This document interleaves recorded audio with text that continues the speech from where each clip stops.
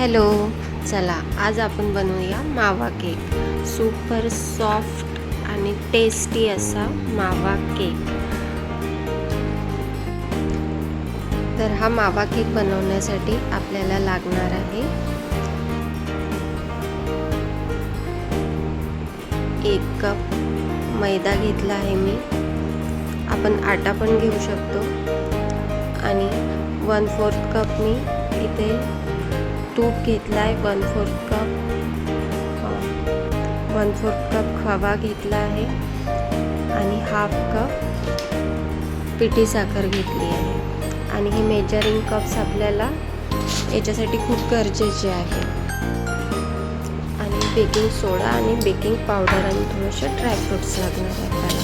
आता आपण सगळ्यात पहिले केक टिनला तूप लावून घेणार आहोत आणि बटर पेपर टाकून घेणार आहोत, जेणेकरून आपला केक लवकर निघून येईल.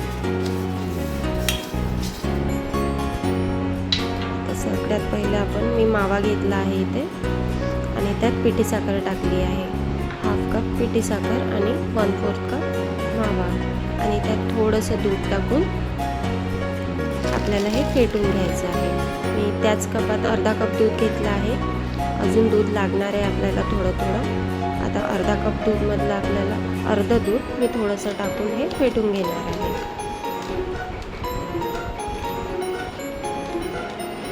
अगदी थोडं फेटून घ्यायचं आहे. मिक्स होणार नाही आहे. आता मी 1 कप मैदा घेतला आहे.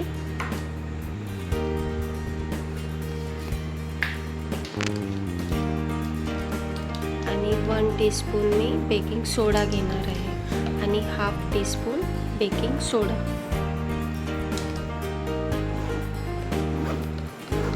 आपण कधी पण कोणताही केक तयार करण्यासाठी लक्षात ठेवायचं आहे 1 कप मैदा किंवा आटा केकसाठी 1 टीस्पून बेकिंग पावडर आणि 1/2 टीस्पून बेकिंग सोडा असंच प्रमाण आपल्याला घ्यायचं आहे.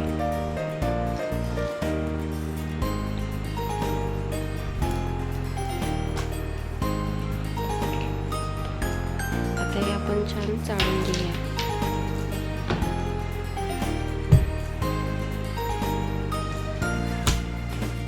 आता हे मिश्रण पूर्ण चाळून घेऊया आपण. आणि यात 1/4 कप तूप टाकणार आहे मी. तुम्ही बटर पण घालू शकता, पण आता मावा केक आहे तर मी घरचंच तूप टाकलेलं आहे. आणि थोडंसं 3-4 थेंब मावा इसेन्स टाकलेला आहे. तुम्ही व्हॅनिला इसेन्स पण टाकू शकता. आणि हे आपण हँड मिक्सरने छान मिक्स करून घेणार आहोत. तुम्ही घरच्या मिक्सनी पण नसेल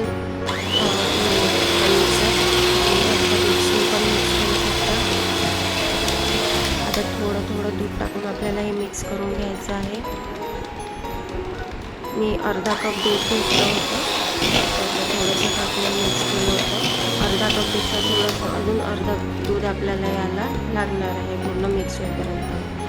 थोडंच दूध टाका, कारण की जास्त एकदम दूध टाकू नका, कारण की मिश्रण आपलं घट्टसरच पाहिजे. हे जास्त सैल झाला नाही पाहिजे. जर सैल झाला तर ते फुगत नाही. तुमचं मिश्रण जर पातळ झालं आणि दूध जास्त झालं तर केक फुगत नाही. म्हणून घट्टसरच मावा केकचं घट्टसरच पाहिजे आपल्याला मिश्रण. त्यासाठी थोडं दूध टाकून मिक्स करायचं. बस एवढंच दूध आपल्याला लागलं आहे, अर्धा कप, आणि त्यापेक्षा थोडंसं जास्त दूध. आता हे आपल्याला कट आणि फोल्डमध्ये छान मिक्स करून घ्यायचं आहे. बघा मी जसं करते तसं कट आणि फोल्ड, जेणेकरून आपलं मिक्सर छान मिक्स होईल. आता हे आपण केक टिनमध्ये टाकून घेऊया आणि छान एकसारखं प्रेस करून घेऊया.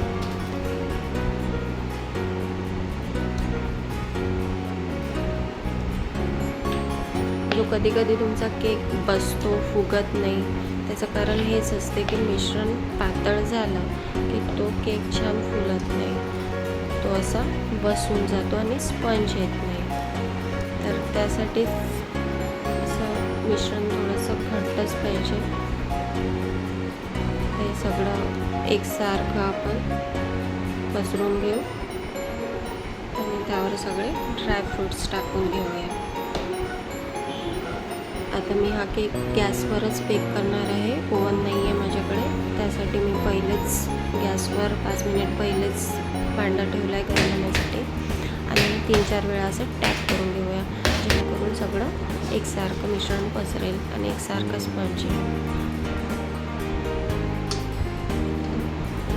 हे माझं रोजचंच भांडं आहे गॅसवरचं. रोजचे ऑर्डरचे केक मी यावरच करते, त्यामुळे थोडंसं काळपट दिसेल तुम्हाला. आता हे 20 मिनिट झाले केकला.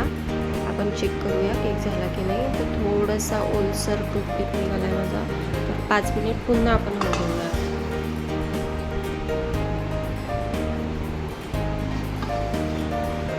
आता छान लालसर मस्त कलर आला आहे बघा केकला आणि टोपिंग पण छान क्लीन निघाली आहे, म्हणजे केक आपला बेक तयार झाला आहे आणि मस्त खमंग असा आपला केक, मावा केक तयार आहे बघा. मस्त स्पंज आला आहे, फुललेला आहे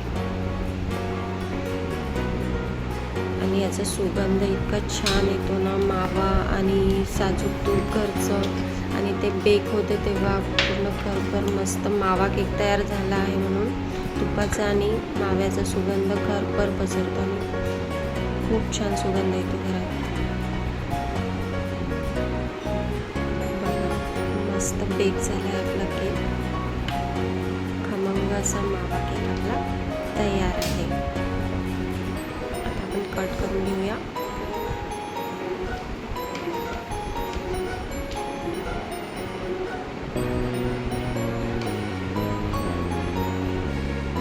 बघू शकता मस्त असं स्पंज पण आला आहे केकला एकसारखा आणि कलर पण खूप मस्त आला आहे. मावा केकचा कलर असतो ना तसाच.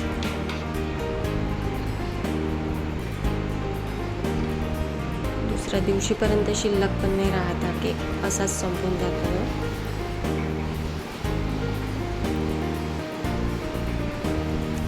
तुम्हाला जर माझी रेसिपी आवडली असेल, केक आवडला असेल, इझी वाटला असेल तर लाईक करा रेसिपी आणि शेअर करा आणि भेटूया नेक्स्ट व्हिडिओमध्ये. तर बाय.